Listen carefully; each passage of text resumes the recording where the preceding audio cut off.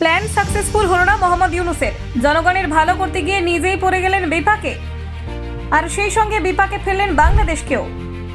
যে ইউনূসের ওপর ভরসা করে মানুষ তাকে আসনে বসিয়েছিলেন, সেই ইউনূসের বিরুদ্ধেই এখন বাংলাদেশে উঠেছে বিক্ষোভের সুর।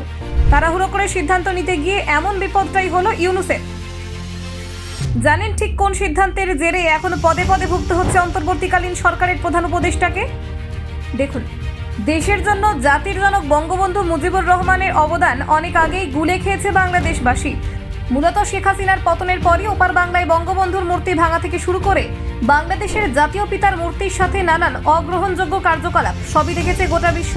আর সেই আবহে রবীন্দ্রনাথের তৈরি জাতীয় সঙ্গীত বদলের পাশাপাশি জাতীয় কারেন্সি বা টাকা বাতিলের জোরালো ডাক দিয়েছিল ইউনূসের সমর্থনকারী থেকে শুরু করে ওপার বাংলার অসংখ্য জনগণ।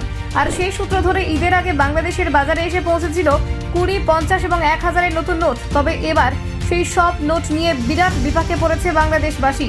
নতুন নোট নিয়ে তৈরি হয়েছে সমস্যা। বাংলাদেশের বেশ কয়েকটি প্রথম সারি সংবাদ মাধ্যম সূত্রে খবর, ঈদের আগে বাংলাদেশের বাজারে যে 20, 50 ও 1000-এর নোটগুলো এসে পৌঁছেছিল, সেই নোটগুলো কিছুটা ডিজিটাল ও আধুনিক ঢঙের নকশা বানিয়ে তৈরি করা হয়েছে। যে নোটগুলির মধ্যে রয়েছে কান্তিজির মন্দির সহ সংস্কৃতির বেশ কিছু দিক।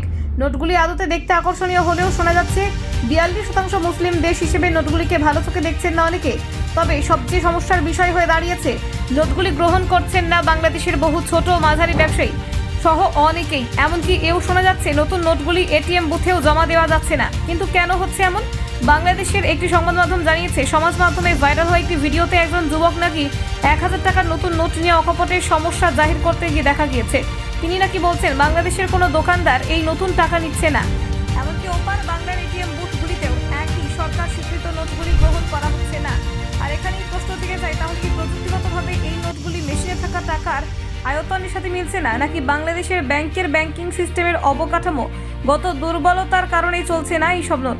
সরকার সমর্থিত নোটগুলিতে বাংলাদেশের ব্যাংক ছাড় দিলেও সাধারণ মানুষের কাছে পৌঁছানোর পর সেই সব নোট নিয়ে বারংবার সমস্যায় পড়তে হচ্ছে আমজনতাকে। সাধারণ দোকান থেকে শুরু করে এটিএম বুথ কোনো ক্ষেত্রেই চালানো যাচ্ছে না নতুন নোটগুলি। আর এরপরই প্রশ্ন উঠছে, তাহলে কি এমন অপ্রত্যাশিত পরিস্থিতি পূর্ব পরিকল্পিতই ছিল? সরকার কি ইচ্ছে করেই নোট বাতিলের খেলা খেললো, নাকি এর পেছনে লুকিয়ে রয়েছে কেন্দ্রীয় ব্যাংকের দুর্বলতা? এমন প্রশ্ন যখন উঠছে বাংলাদেশ জুড়ে, ঠিক সেই আবহে নতুন নোট তৈরির পর তা না চলায় আন্তর্জাতিক ক্ষেত্রে একেবারে হাসির খোরাক উঠেছে বাংলাদেশ। বিশেষজ্ঞরা মনে করছেন, নতুন নোট নিয়ে এমন সমস্যা বাংলাদেশের আর্থিক অবস্থানকে ব্যাপক ক্ষতির মুখে দাঁড় করাবে। প্রসঙ্গত উল্লেখ্য, এই বছরের অগস্ট মাসে বাংলাদেশে গণঅভ্যুত্থানের পতন হয় আওয়ামী লীগ সরকারের। প্রধানমন্ত্রী পদ থেকে ইস্তফা দিয়ে ভারতে পালিয়ে আসতে বাধ্য হন শেখ হাসিনা। এরপরই বাংলাদেশে নতুন অন্তর্বর্তী সরকার গঠন হয় নোবেলজয়ী অর্থনীতিবিদ মোহাম্মদ ইউনূসের নেতৃত্বে। নতুন বাংলাদেশে সংখ্যালঘু হিন্দুদের ওপর হামলার ঘটনা নিয়ে উদ্বেগ প্রকাশ করেছেন খোদ প্রধানমন্ত্রী Narendra Modi. Bureau report, Bangla digital TV.